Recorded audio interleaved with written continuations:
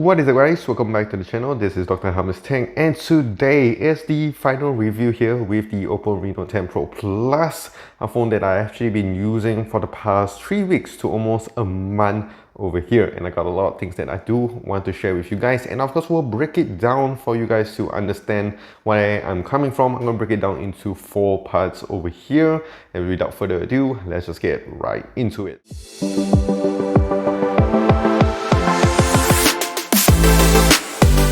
Alright, so the first thing that I do want to talk about over here is the holding experience, and what I mean by that is that how it just generally feels in your hand. And what I can say about this is that it feels very premium indeed. It feels really nice in your hands, that's what she said. And what I mean by that is that it does give you a good weight to it to give it that nice premium feel. It does have a very nice elegant design. You can of course use it without a phone case, and you're not going to get a lot of fingerprints on this back over here. It does have a nice curve on the sides to give you that extra grip when you are holding this phone, so it's really nice. And of course that camera layout definitely does stand out quite a bit. And actually overall, just using this phone and just putting it in your pocket, it's nice, it's slim, it's long and all that, so it's really nice. I'm gonna give this a nice 7 out of 10. Alright, so next up here, I do want to talk about the viewing experience with this phone. So this here does cover the speakers and also the display. And talking about the speakers, I really like the speakers here. It's very loud, very clear, so watching your shows on this is really amazing. I've been watching a lot of The Witcher, Secret Invasion and all these other things where you need that stereo sound, and this phone here definitely does fulfill my needs. I really enjoy watching all those shows over here, so definitely using this phone for watching your content, your social media, it's really nice. And talking about that, you know, if you couple this with a nice large display, a nice 6.74 inch display with your nice AMOLED colors, you get your deep blacks, your contrasty colors, all that nice vibrant colors that comes out from this display. It's really nice. And I do like especially the brightness that comes from this phone, because here in Malaysia where it gets super sunny outdoors,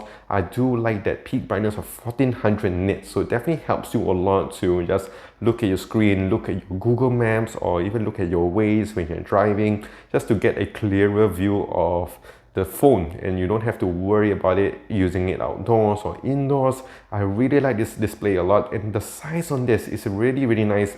If you're watching shows, most of them will come in at a 16:9. Yes, it will definitely fill up most of the screen over here. It does give you a very nice long display panel over here. So yes, in this department, the viewing experience on the OPPO Reno 10 Pro Plus is definitely very good, and I will give this a nice solid 8 out of 10.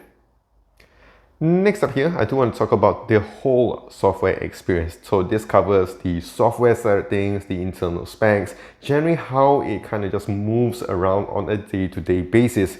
And what I can say about this phone is that it's really good. Of course, this one here does have the Snapdragon 8 Plus Gen 1 processor, so definitely playing games like this, it will definitely give you the best performances. You don't have to worry about your phone lagging or having any stutters here and there. There are some games like this Candy Crush over here where it kind of moves a little bit slow. I wouldn't say it's lagging, it's just a little bit slow for my liking, but overall just using this for your gaming sessions like your PUBG, your COD Mobile, Mobile Legends and all these other things, it's really nice. I don't have any complaints about it whatsoever, and definitely having that 12 gigs of RAM is more than sufficient for a lot of people. And I do know that some people who want to play a lot of games and just do a lot of multitasking, switching in between our apps, it's really nice over here. And of course you can boost that up with the RAM expansion feature as well, up to 4 or 6 gigs of RAM over here to give you all that amazing buttery smoothness with this. And of course, if you couple with the 120Hz refresh rate, the phone definitely feels very fast in hand, very silky smooth whatsoever, because that is what you can expect. You have top of the line processor over here, which is really amazing. One thing I don't really enjoy about this phone is the battery life on this. Comparing it to many other phones, it does kind of drain quite a fair bit. Here it does give me about a day of usage, but I definitely noticed that I do have lesser percentage compared to my other phones. I do wish that with the battery capacity over here, they can bump it up to maybe 5,000 to give that extra juice. but you don't really have to worry about it because you have the super volt charger over here. So it's able to charge up from 0 all the way to 100% in just about 15 to 20 minutes. So charging for me wasn't a problem whatsoever. I can just use it as much as I want, plug it into my phone when I'm taking a bath or whatsoever. When I'm out, definitely my phone is all charged up, ready for a full day of usage, so I don't have to worry about it. So in terms of some things that they do lack, they do make it up with the charging tech that does come with this phone.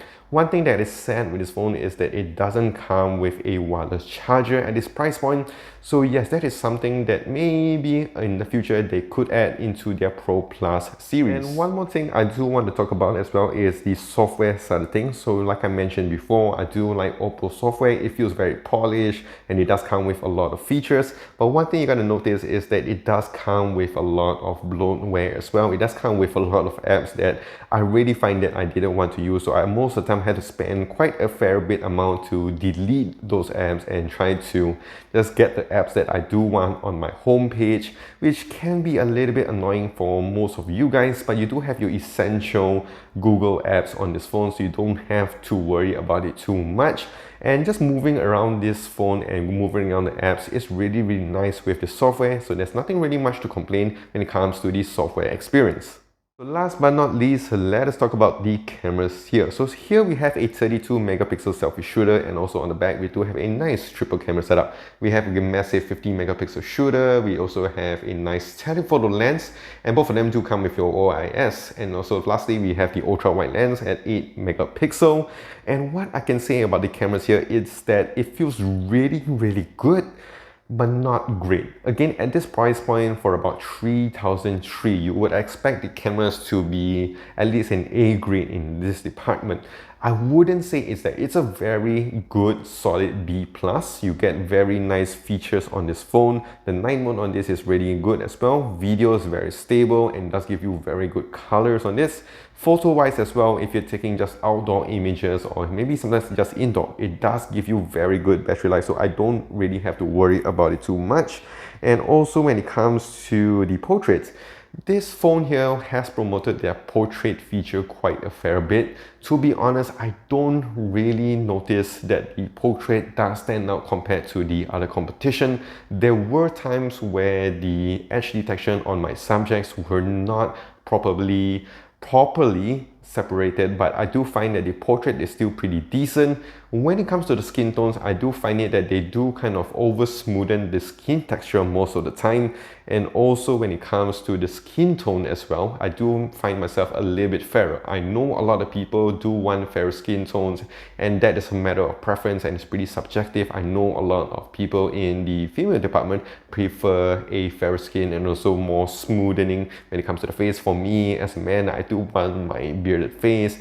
I want a bit more ruggedness to this, so it's a matter of preference. But I do find that the cameras here, although it's really good, but I am going to give it a B+. So in terms of a rating, I would give this a solid 7.5 out of 10.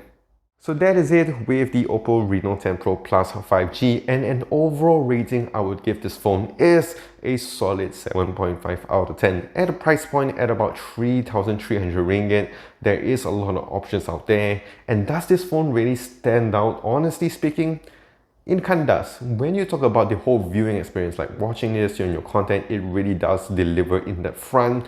Cameras here are very versatile and it does give you very good sharp images. So definitely if you are in the whole OPPO ecosystem and you don't want to use other brands, or you're just comfortable with this, I think this phone is definitely a really good upgrade. If you're not looking to spend about 4,000 or 5,000, but you want a very solid phone, and I think this is where this phone here delivers. Of course, these are just all my thoughts and my opinions. Let me know in the comment section down below what you guys think about this phone, and if you guys have any questions, leave it down below as well and I will check it out. If you guys enjoyed this video, do click the like and smash that subscribe button down below for more videos like this in the future. And of course, if you want to find me on my socials, you can do so on my Instagram, Twitter, and also Facebook at Dr. Hummus Tech. So this is it. This is Dr. Hummus Tech. I will see you guys in the next one.